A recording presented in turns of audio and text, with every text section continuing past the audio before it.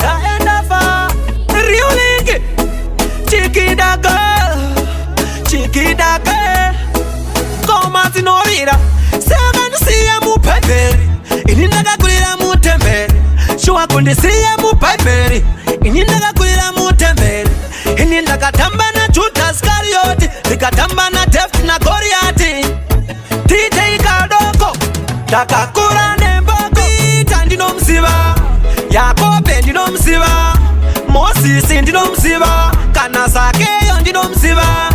Peter ndinomziva Yakobe ndinomziva Moses ndinomziva Kana Zakeyo ndinomziva Mwari vakatumira Satana Jesus varatidze simba ravo zvese zvipava zviita chikida inini ndaivepo aiva nezvinhu zvaityisa Satani shumba dzaivhima ndiSatani aita munana ndiJesusi mabasa akanaka ndiJesusi ndinomziva Yakobe ndinomziva Moses ndinomziva Kana Zakeyo ndinomziva Peter ndinomziva Yakobe ndinomziva Moses ndinomziva Kana Zakeyo ndinomziva Sevanisiya mubhaibheri ini ndakakulira mutemberi Shuwa kundisiya mubhaibheri ini ndakakulira mutemberi ini ndakatamba na Judas Iscariot ndikatamba na David na Goliath DJ Kadoko ndakakura nemboko Peter ndinomziva Yakobe ndinomziva Moses ndinomziva Kana Zakeyo ndinomziva